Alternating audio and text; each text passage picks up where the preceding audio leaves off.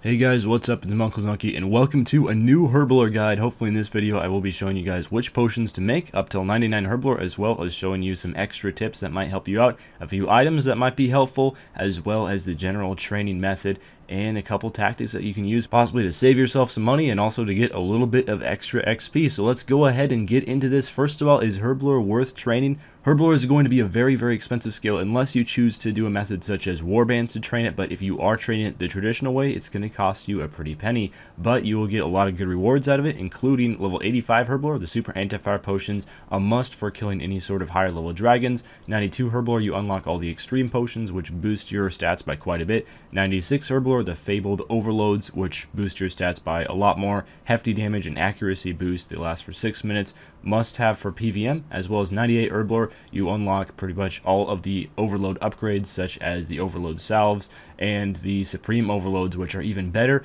and those are some of the elf city potions, and I'll be getting into those later as well. First things first, before you really get started in training Herblore yourself, here are a couple items that you might want to think about. Both of these are from Dungeoneering, so you will have to grind out some Dungeoneering to unlock them. However, in the long run, if you are looking to train up your Herblore to a high level, these might be worth it for you. First of all is the Herbicide. It costs 34k Dungeoneering tokens. It's somewhat similar to the Bone Crusher from Dungeoneering. It will destroy dropped herbs on the ground, not noted herbs, just the non-noted herbs, and it will give you double the XP of cleaning them, so it means that you don't have to pick up the herbs, and you get a little bit of extra Herblore XP while killing monsters that drop a lot of them.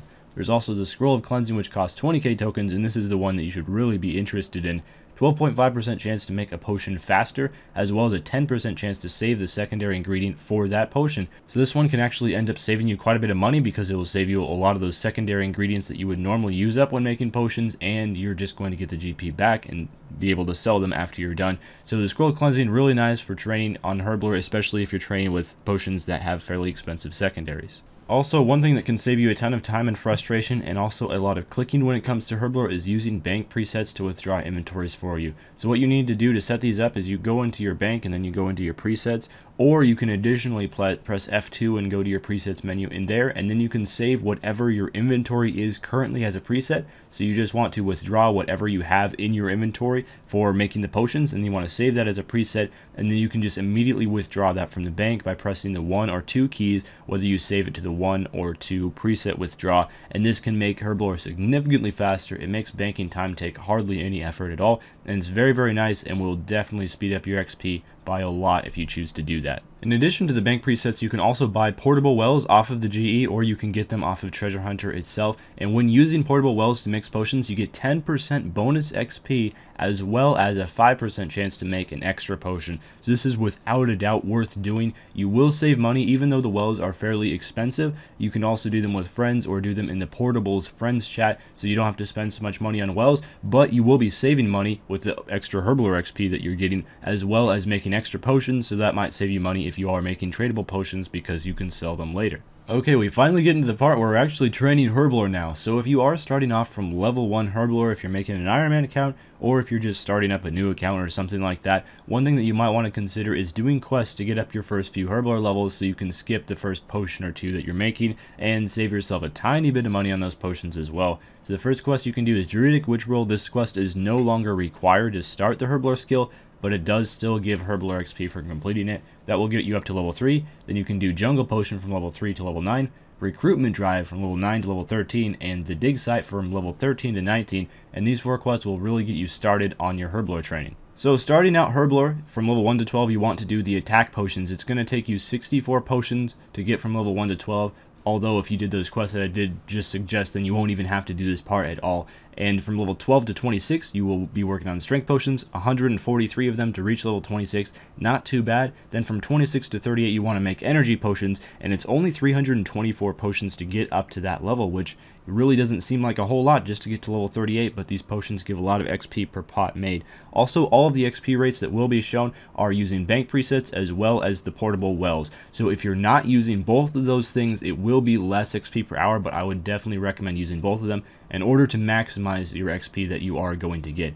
Another thing that I do have to say is energy potions are fairly cheap GP per XP for making them, so if you are a little bit tight on cash, The energy potions are fairly quick. They're definitely not as fast as future potions we'll be getting into, but a decent XP rate, so if you do want to stick to those and save a little bit of money, you are able to do that, and in the long run, it will take a lot more time to reach your levels, but you'll save some dough. From level 38 to 88, which is the point where you will be making a decision whether you want to make extremes and then overloads to 99, or whether to go down a slightly cheaper route to 99. But getting to that point from level 38 to 52, you want to make prayer pots. A little bit over 1k of them should get you that level. Then from 52 to 84, you can make super energy potions, and then from 84 to 88, make adrenaline potions. And the nice thing about adrenaline potions is you'll be using a lot of these later on while PVMing, and yes, they are untradeable, so you cannot sell them back to the GE after you're done, but if you get into bossing, you will use them one day, so that's really nice to already have them out of the way. So from 88 to 99 Herblore, as I said a little bit earlier, you do have a choice to make. You can either do the more expensive but smarter in the long run method. If you are going to be using a lot of overloads eventually as you play RS through PVMing or through Slayer or however you choose to make your overloads, you really should make overloads to 99 Herblore. It's the much better decision. However, if you just want to get 99 Herblore for cheap and you don't think you're going to be using very many overloads, if any at all, you might want to wait until after the overload method, which I'll go over a slightly cheaper one that is going to not be so great for the long term, but will definitely be just fine for the short term.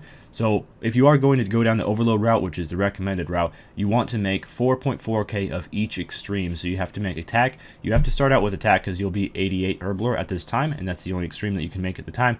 But of course you'll level up and then you'll be able to make your extreme strengths and your extreme defenses as well. And then the last thing you have to do before you actually get to make overloads is you have to make 4.4k extreme magics and extreme rangings as well. One other thing is this does not take into account the extra pots and the extra XP that you will get with portable wells. So if you are using portable wells, and I know that a lot of people do not use them, which is the reason why I'm showing the full amount, you will have some potions left over, or you will not have to make as many potions. So that's one thing that you might want to keep in mind, is not as many potions will be needed if you are using those portable wells, which are really recommended that you will use, but who knows, they might get super expensive sometime in the future. The extreme magics are a little bit annoying to make because you do have to grind a whole bunch of mud runes, and yes, this will take a lot of time, I'll be truthful about it, but it's worth it in the long run because of all of those overloads that you'll have. And now, finally, from 96 to 99 Slayer, you can make overloads. So this is going to be really, really fast XP, up to 1.6 mil XP per hour using the bank presets as well as using the portable wells. So it's very, very fast XP. It will not take all that long to get 99. You can get it in really just a couple hours. And you will use up most of your extremes, but you will have some extremes left over, which is always nice because you can use them for Slayer or really use them for whatever you want, any sort of combat training, but you will have a ton of overloads in order to use for PVM, dungeoneering, or any sort of activity where you will need them. So this is going to be really nice, and you're going to be very thankful for all of these overloads that you have in the future. If you were interested in a slightly cheaper way of training Herblore, emphasis on slightly, it's still going to cost you some money, but if you want to spend less and you don't care all that much about the overloads, the main way that you want to do that is just making adrenaline potions, and these are useful, but you're probably never going to use 50k adrenaline potions, so they're not going to really be something that's going to carry your account and something that you will use up definitely like those overloads would be. But either way, you can choose to make 50k super energies and papaya fruits into adrenaline potions, and they're a very good XP rate, over 500k an hour with those presets and the portable wells, and you'll get 99 fairly fast, but additionally have a whole ton of useless potions in your bank. But hey, some people are into that. As I'm sure a lot of you are aware, there are additionally combination potions available for you to make in the game, and these combination potions require the crystal flasks that you can get from Elf City, or additionally just buy off of the Grand Exchange, and many of them also require recipes that you have to find in Dungeoneering. I did go over all of these potions in a recent guide I made, so if you are interested in what these potions are all about and what their effects are, click the link on screen or in the description. That will take you right there, and I'll go over all of the Elf City potions in that video.